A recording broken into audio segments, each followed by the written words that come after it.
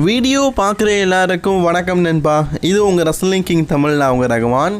இன்றைக்கி நம்ம சேனலில் நிறைய இன்ட்ரெஸ்டிங்கான ரஸ்லிங் நியூஸ் அப்டேட்டை பற்றி தான் பார்க்க போகிறோம்.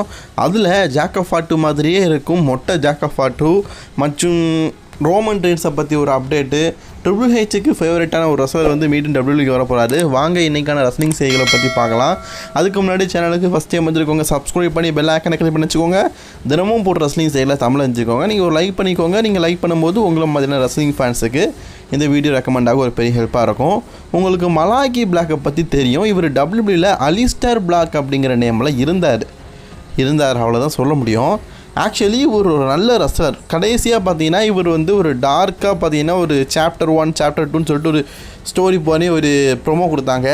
அதுக்கப்புறமா தி பிக்கி இருக்கார்ல, அப்போ ஒரு சிங்கிள் கேரியரில் இருந்தார். பிக்கி அட்டாக் பண்ணி ஒரு சிங்கிள் ரெஸ்லராக பார்த்தீங்கன்னா இவர் வந்து டெபிட் ஆகிற மாதிரி ஒரு ஸ்டோரியை வந்து அப்போ க்ரியேட் பண்ணி வச்சுருந்தாங்க. இவருக்கு பார்த்தீங்கன்னா கிட்டத்தட்ட ஒரு 3 மாதமாக ஸ்மாக்டவுனில் பார்த்தீங்கன்னா இவர் வாடாரு அப்படின்னு சொல்லிட்டு ஒரு ப்ரொமோவை போட்டு அலிஸ்டர் பிளாக்கை பெரிய லெவலில் ஹைப் பண்ணி வச்சுருந்தாங்க. பட் ஆனால் அந்த நேரத்தில் டபிள்யூடபிள்யூ மேனேஜ்மெண்ட் பார்த்தீங்கன்னா ஒரு சில தவறுதலான பேர்னால் அலிஸ்டர் பிளாக்கை ரிலீஸ் பண்ணிட்டாங்க. அதாவது அலிஸ்டர் பிளாக்கை டபிள்யூடபிள்யூ பார்த்தீங்கன்னா ரிலீஸ் பண்ணணும் அப்படிங்கிற ஐடியாவே இல்லை. பட் ஆனால் அந்த நேமை பார்த்தீங்கன்னா அலிஸ்டர் பிளாக்கோட பேரை சேர்த்துட்டாங்க. அப்போது வழக்கமாக டபிள்யூடபிள்யூவில் பார்த்தீங்கன்னா ஒரு ரஸ்லர் ரிலீஸராக ஆகிறாருன்னா அந்த ரஸ்லருக்கு 90 நாள் கெடு, அது வரைக்கும் எந்த ரஸ்லிங் கம்பெனிலையும் சண்டை போடக்கூடாது அப்படிலாம் சொல்லுவாங்கள்ல, அது எதுவுமே அவருக்கு போடலை. ஸோ அதனால் டபிள்யூடபிள்யூ ரிலீஸ் ஆன 2 வாரத்தில் ஏடபிள்யூவில் பார்த்தீங்கன்னா எந்த கேரக்டரில் டபிள்யூடபிள்யூ டெவலப் பண்ணாங்களோ அதே கேரக்டர் ஏடபிள்யூக்கு போயிட்டார். ஸோ அதனால் அவருக்கு பார்த்தீங்கன்னா ஒரு பெரிய ஒரு மூவ்மெண்ட்டாக இருந்ததுன்னே சொல்லலாம். இவர் ஏடபிள்யூ போனதுக்கப்புறமா ஆரம்பத்தில் ஏதோ பெரிய புள்ளி மாதிரி காட்டினாலும் கோலம் போடுறதுக்கு மட்டுமே பார்த்தீங்கன்னா இந்த புள்ளியை யூஸ் பண்ணானுங்க, பெருசாக எதுவுமே யூஸ் பண்ணலை. ஸோ இவர் வந்து ட்ரிபிள் ஹெச் ஏரால் டபிள்யூடபிள்யூவில் பார்த்தீங்கன்னா ஒரு டாப் 1 சூப்பர் ஸ்டாராக இருந்தவர் தான். ஸோ டபிள்யூடபிள்யூ பார்த்தீங்கன்னா இவரை வளர்த்து விட்டுச்சுன்னே சொல்லலாம். இவரோட கேரக்டரே பார்த்தீங்கன்னா நிறைய பேருக்கு பிடிக்கும். அந்த அளவுக்கு பார்த்தீங்கன்னா ரொம்ப நல்லா இருக்கும். இவரோட இன்ட்ரோலாம் பார்த்தீங்கன்னா அப்போ ட்ரிபிள் ஹெச் வந்து மாசாக பங்கமாக பண்ணுவார். ரிக்கோஷிட்டு இவர் எல்லாருமே பார்த்தீங்கன்னா ஒரே நேரத்தில் டபிள்யூடபிள்யூ ராஸ் மேண்டனுக்கு பார்த்தீங்கன்னா டெபிட்டான ரஸ்லர். ஸோ அலிஸ்டர் பிளாக்கை நம்ம கண்டிப்பாக சொல்லியே ஆகணும். அந்தளவுக்கு ஒரு மிகப்பெரிய ஃபேம் உள்ள ரஸ்லர். அப்படிப்பட்ட அலிஸ்டர் பிளாக் பார்த்தீங்கன்னா இப்போ வந்து ஏடபிள்யூ பிரிக்கலை. ஏன்னா ஏடபிள்யூ வந்து எங்களை ஒழுங்காக காட்ட மாட்டேங்கிறாங்க, நாங்கள் அதர் ரெஸ்லிங் கம்பெனிக்கு போகிறோம் அப்படிங்கிற மாதிரி அலிஸ்டர் பிளாக் பார்த்தீங்கன்னா ரொம்ப நாளாகவே சொல்லிட்டு இருந்தார். அவருடைய கான்ட்ராக்ட் பார்த்தீங்கன்னா இப்போ 2025 முடியுது. இன்னும் கொஞ்சம் நாளில் பார்த்தீங்கன்னா முடிய போகுது. இப்போ அலிஸ்டர் பிளாக் பார்த்தீங்கன்னா டபிள்யூடபிள்யூக்கு வரதுக்கு ஆசைப்படுறாரு. அது மட்டும் இல்லாமல் ட்ரிபிள் ஹெச்சும் பார்த்தீங்கன்னா அலிஸ்டர் பிளாக்கை டபிள்யூடபிள்யூக்கு கூட்டி வரணும்னு ஆசைப்படுறாரு. அண்டர்டேக்கர் போனதுக்கப்புறமா அந்த கேரக்டர் பார்த்தீங்கன்னா பிரைவேட் ஓரளவுக்கு நல்லா பண்ணார். பட் ஆனால் அதுக்கப்புறமா பயமுடுத்துகிற கேரக்டரை யாராலுமே பண்ண முடியலை. இப்போ இருக்கிற அங்கிளவுடையாலையும் கூட பார்த்தீங்கன்னா பண்ண முடியலை. பட் ஆனால் இதை பார்த்தீங்கன்னா கொஞ்சம் நல்லா பண்ணுறவருன்னு கேட்டிங்கன்னா அலிஸ்டர் பிளாக்.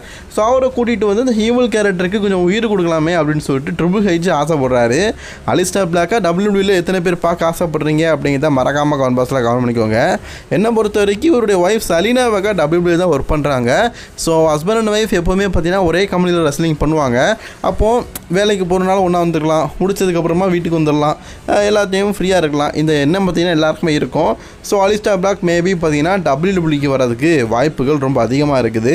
ஸோ இதுக்கு முன்னாடி அவர் யூஸ் பண்ணலன்னா இப்போ ட்ரிபிள் ஹெச்ஆராக இல்லை, இப்போ வந்து ட்ரிபிள் ஹெச்ஆராக இல்லை, அதனால் இவர் நல்லா யூஸ் பண்ணலாம்.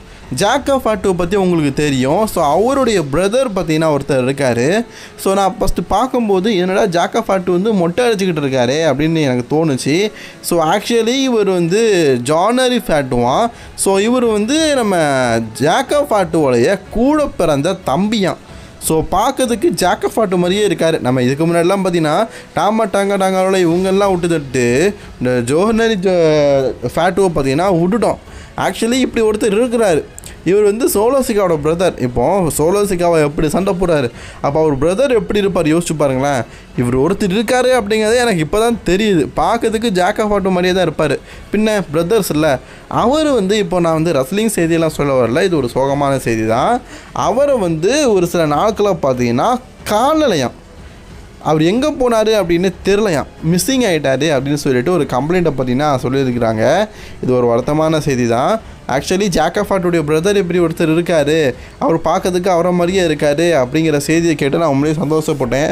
அதுவும் மொட்டையெல்லாம் அடித்து பங்கமாக பார்த்தீங்கன்னா மொட்டை சிவா கெட்ட சிவா மாதிரிலாம் இருக்கார் அப்படின்னு கேட்டால் ரொம்ப நல்லா இருந்தது. ஸோ பட் ஆனால் ஒரு மிஸ் ஆகி தான் எனக்கு அந்த செய்தி தெரியணும் அப்படிங்கிறத கேட்கும்போது ரொம்ப வருத்தமாக இருக்குது. இது கண்டிப்பாக பார்த்தீங்கன்னா ஃபேட்டுடைய ஃபேமிலிக்கு ரொம்ப பெரிய இழப்பாக தான் இருக்கும். கூடிய சீக்கிரம் பார்த்தீங்கன்னா அவருடைய அண்ணனா தம்பியாக தெரியல, பிரதர்னு மென்ஷன் பண்ணியிருந்தாங்க. அவரோட பிரதர் வந்து கூடிய சீக்கிரம் கிடைக்கணும்னு சொல்லிட்டு நம்ம கண்டிப்பாக கடவுள்கிட்ட பிரார்த்தனை பண்ணிக்கலாம். ஸோ அதுக்கப்புறமா நம்ம எதை பற்றி பார்க்க போகிறோம் பார்த்தீங்கன்னா ரோமன் ரெயின்ஸை பற்றி தான் பார்க்க போகிறோம். அதுக்கு முன்னாடி ஒரே ஒரு விஷயம்ப்பா, இந்த இவர் இருக்கார்ல ஜாக்கஃபாட்டு மாதிரிலாம் சண்டை போட மாட்டேக்காரு. ஆக்சுவலி இவரோட மேட்சஸை பார்த்தேன், ஒரு மூர்க்கத்தனம்லாம் இல்லை, நார்மலாக தான் சண்டை போடுறாரு. ஸோ அதனால தான் WWE பார்த்தீங்கன்னா இதுக்கு முன்னாடி இன்ட்ரெஸ்ட் எடுத்து இவரை கூப்பிட போல இருக்குது. டாங்கா ஓலா இவங்கெல்லாம் எடுத்தால ஓகே இவர் இன்ட்ரெஸ்ட் கொடுக்கல போல இருக்குது.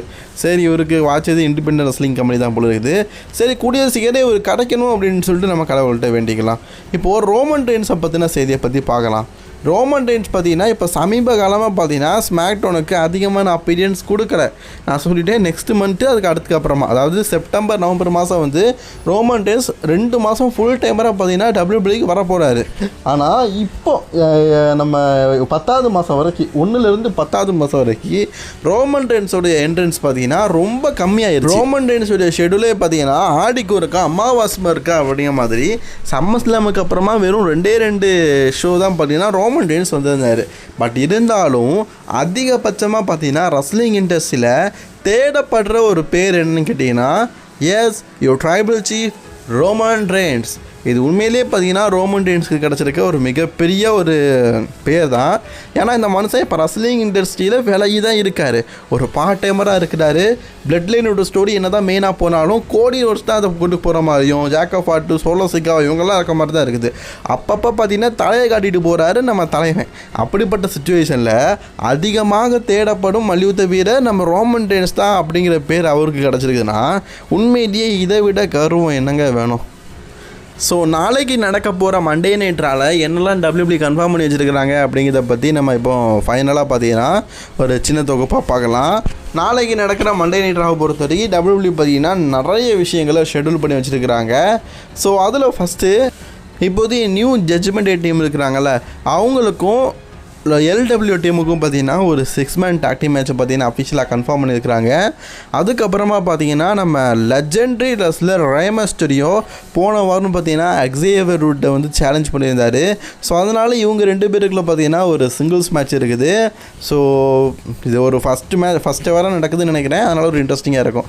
அதுக்கப்புறமா கோஃபி கிங்ஸ்டன் இருக்கார்ல அவருக்கும் பார்த்தீங்கன்னா இந்த வாரம் நடக்க போகிற மண்டே நைட்டாரில் ஒரு சிங்கிள்ஸ் மேட்ச் இருக்குது. அது யார் கூட பார்த்தீங்கன்னா ஜாக்கபிள் கூட போன வாரம் ஜாக்கபிள் கூட ஏற்பட்டு தோத்துட்டாங்கல்ல. ஸோ அதனால் இந்த வாரம் பார்த்தீங்கன்னா ஒரு சிங்கிள்ஸ் மேட்சாக பார்த்தீங்கன்னா ஜாக்கபிளுக்கும் கோஃபி கிங்ஸ்டனுக்கும் நடக்குது அப்படிங்கிற மாதிரி WWE வந்து அஃபிஷியலாக கன்ஃபார்ம் பண்ணியிருக்கிறாங்க. சரி இதை தவிர்த்து பார்த்தீங்கன்னா CM Punkக்கும் ட்ரூ மேக்கின்டையருக்குமான final face to face meeting பார்த்தீங்கன்னா நடக்க போகுது. பிகாஸ் இதுக்கப்புறமா இவங்க பார்த்தீங்கன்னா ஸ்ட்ரெயிட்டாக பேட் பெட்டில் தான் சண்டை போட போகிறாங்க. இந்த மேட்சுக்கு எந்த அளவுக்கு ஹைப் இருக்குன்னு தெரியும். ஸோ ஃபைனலாக ஒன் டைம் பார்த்தீங்கன்னா WWE வந்து இவங்களை அறிவு பண்ண போகிறாங்க.